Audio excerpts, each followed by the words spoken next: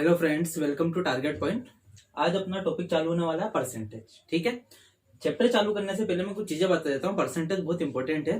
देखिए, पहले क्या होता था कि परसेंटेज एक चैप्टर था, लेकिन अब क्या होता है, आप देखोगे हर टॉपिक के अंदर परसेंटेज का सवाल देखेंगे। आप रेशियो प्रोपोर्शन ले लो, टाइम एंड डिस्टेंस ले लो, स्पीड टाइम डिस्टेंस ले लो, वर्क एंड टाइम ले लो, आप मेंसुरेशन ले लो, क्षेत्रमिति, आप कुछ भी ले लो, कंपाउंड इंटरेस्ट, इंटरेस्ट, कुछ भी ले लो आप, उसके अंदर परसेंटेज से रिलेटेड क्वेश्चन बनना अब आते हैं। सिंपल हो गया, अब सारे चैप्टर में परसेंटेज इन्वॉल्व हो चुका है। ठीक है, तो आपको इस चैप्टर में पूरी अच्छे से कमांड होना चाहिए, अर्थमेटिक स्ट्रॉन्ग करना है तो। ठीक है, तो अभी अपन चालू करने वाले परसेंटेज। आज का लेक्चर में आपको बहुत मजा आएगा, क्योंकि मैं पूरी बेसिक चीजें बताऊंगा परसेंटेज की। ठीक है, चलिए स्टार्ट करते हैं। देखिए, मैं पहले आपको समझा देता हूँ कि परसेंटेज होता क्या है। सिंपल सी लैंग्वेज में आप देखोगे ना, मैं दोनों में बता देता हूँ आपको। देखिए, परसेंट एक होता है परसेंट, एक होता है प्रतिशत। तो ध्यान से देखिए, इसमें जो पीईआर है, पीईआर है परसेंट में। पीईआर का मतलब होता है आउट ऑफ, आउट ऑफ। और सेंट माने क्या होता है, 100। जैसे सेंचुरी होती है ना, वैसी सेंट का मतलब क्या होता है, 100। इसी प्रकार आप देखोगे ना, प्रतिशत में जो प्रति होता है, प्रति का मतलब होता है प्रत्येक, प्रत्येक। और शत, शत का मतलब क्या होता है, 100। शत, शत होता है ना शतक, क्रिकेटर जो मारते हैं शतक, उसका मतलब क्या होता है आपका प्रत्येक 100 पर मार। और इधर क्या आता है, आउट ऑफ 100, यानी इसका भी मतलब क्या होता है, 100 पर क्या वैल्यू होती है, किसी भी चीज की 100 पर क्या वैल्यू होती है कंपैरिजन में, उसको क्या बोलते हैं, प्रतिशत। परसेंटेज में क्या होता है, सिंपल से 100 पर कंपैरिजन किया जाता है इसका मान। ठीक है, देखिए मैं और सिंपल लैंग्वेज में थोड़ा आपको समझा देता हूँ। आपको एक वैल्यू ले लीजिए सिंपल से। चलिए, मैंने बोला आपको, आप लीजिए 20%। ठीक है, देखिए मैं पहले बता देता हूँ आपको, परसेंटेज के अंदर यदि प्रतिशत लगाया जाता है तो 100 का गुणा होता है, और यदि प्रतिशत हटाया जाता है तो 100 से भाग होता है।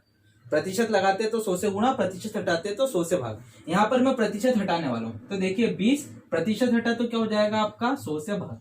अब देखिए 2 से 2 गया और 2 पंजे 10, तो इसकी वैल्यू क्या है, 1/5। तो कहने का मतलब, जो आपका 20% है वो 1/5वां भाग है, किसका, 100 का। 100 का कौन सा हिस्सा है, ये 1/5वां, कौन, 20%। अब देखिए, इस 1/5 को आप वापस इसमें भी कन्वर्ट कर सकते हो। अब देखिए, यहाँ पर प्रतिशत लगा है, अब 1/5 को इसमें कन्वर्ट करना है। देखो, इसको प्रतिशत में चेंज करना है। तो क्या मैंने बताया आपको, प्रतिशत अगर लगाना हो तो 100 से गुणा होगा। तो कुछ नहीं करोगे आप, 100 का गुणा करोगे और प्रतिशत लगा दोगे। तो इसका क्या मतलब हो जाएगा, 5 से घटेगा 2 बार में 20, देखिए वापस 20%। तो कहने का मतलब, प्रतिशत का क्या मतलब होता है, यदि प्रतिशत लगा रहे हो तो 100 का मल्टीप्लाई होगा, और यदि प्रतिशत हटा रहे हो तो 100 से क्या होगा, डिवाइड होगा। ठीक है, अब ये क्या है, ये कंपैरिजन वाली वैल्यू है, ये रियल वैल्यू है 1/5 फ्रैक्शन में। अब मैं थोड़ा सा आपको समझा देता हूं क्या है, और डिटेल में हल्का सा। अब देखिए, मैंने अभी आपको बोला कि 20%, 20% की वैल्यू क्या है, 1/5। ठीक है, ध्यान से समझना। इसका मतलब क्या है, 20% की वैल्यू 1/5 है, तो जो नीचे वाली वैल्यू होती है इसको बोलते हैं बेस वैल्यू। तो देखिए, ये जो 5 है ना, 5 का 20% क्या है, 1। हमेशा ध्यान रखना, जो नीचे वाला होता है ये सामने वाला प्रतिशत ऊपर वाला होता है। ठीक है, इसी प्रकार आपको कुछ फ्रैक्शन वैल्यू याद रखनी होगी। अभी मैं सब बताऊंगा आपको कैसे, जो पहली बार अगर तैयारी कर रहा है या परसेंटेज पढ़ रहा हो, तो मैं ये भी बता दूंगा कैसे याद रखेंगे। ठीक है, बाकी तो याद ही होगा आपको। तो देखिए, 5 का 20% 1 होता है, इसका मतलब। अब अगर आप देखिए 25%, 25% की वैल्यू होती है 1/4, तो इसका मतलब 4 का 25% 1 होता है। नीचे वाले का सामने वाला प्रतिशत ऊपर वाली संख्या होती है। ठीक है, चलिए मैं अब आपको बता देता हूँ फ्रैक्शन वैल्यू कुछ जो इंपॉर्टेंट है, आप इन्हें याद रखिएगा, क्योंकि जो सवाल है ना आपके आने वाले, वो इन्हीं पर बेस है। इससे क्या होगा, आपकी स्पीड बढ़ जाएगी। आप कुछ समय बाद बिना पेन कॉपी के भी सारे सवाल अटेंड कर सकते हो। ठीक है, चलिए देखते हैं। तो ये जो आपको फ्रैक्शन वैल्यू है ना, ये याद होना चाहिए।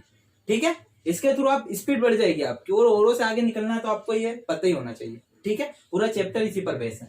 देखिए, 1/2 मतलब 2 का 50% 1 होता है। 1/3 मतलब 33 का 3 का 33 से 1/3% 1 होता है। उसी प्रकार 1/4 का 25% होता है, 1/5 का 20% होता है। ठीक है, देखिए यहां तक तो आपको याद ही करना है ये वाला। अब जो अगर पहली बार याद कर रहा हूं मैं, उनको थोड़ा सा आइडिया दे देता हूं, जैसे कि 1/6 और 1/7 याद करना है। 1/6 देखो, 2/3 है, 3 दूना 6, मतलब 1/6। 1/6 का होता है 16 से ही 2/3, 2/3 6 होता है। बस हल्का सा ट्रिक है आपको, अगर कोई पहली बार है, बाकी आप अपने हिसाब से भी याद कर सकते हैं। 1/7, ठीक है, तो क्या होता है, 7 दूनी 14, तो 14 से ही 2/7%। ठीक है, आप देखोगे 1/8, तो ये 12.5% होता है 1/8 12.5%। उसी प्रकार आप 1/12 का भी याद करना, दोनों को अटैच करके देखो 1/8 है ना, तो इसमें 12 आया तो 12.5%, 12 से 1/2। उसी प्रकार 1/12 में क्या आता है, 1/12 में आता है आपका 8 से ही 1/3%। इसके अंदर 1/8 था तो 12 आया, 1/12 है तो 8 आया, इधर 1/3 है, इधर 1/2, ये 12.5 है और ये 8 से ही 1/3 है, दोनों इससे याद हो जाएगा आपको। आप इसको और इसको साथ में याद करना, कौन सा, 1/11 ये वाला। देखिए 1/9 है ना, तो 11 से 1/9, देखो इधर नीचे 9 है तो इधर भी नीचे 9 आएगा। 11 में क्या होता है, 9 से ही 1/11, इधर भी नीचे 11 है तो इधर भी नीचे 11 आएगा। बस क्या हो जाएगा, 11 और 9 है तो 9 इधर चला जाता है, 11 इधर, 9 इधर, 11 इधर, ठीक है। तो 1/9 का हो जाएगा 11 से 1/9%, 1/11 का हो जाएगा 9 से ही 1/11%। 1/10 का आपको पता है 10% होता है, ठीक है। अब ये है 3/8, इसका क्या होता है 37.5%, ये याद रखना। और 4/7 का भी याद रखना, 57 से ही 1/7%। ये आपको सारे फ्रैक्शन के जो वैल्यू है ये आपको याद होना चाहिए, ठीक है, क्योंकि इसी के ऊपर सारे आपके आने वाले क्वेश्चन होने वाले हैं, ठीक है। ये बस बेसिक है कि ये फ्रैक्शन आपको कैसे हैं, आप किसी में भी अभी देखोगे। चलिए मैं एक करके बता देता हूं आपको, कोई सा एक, ये हल्का सा हटा रहा हूं मैं इधर का,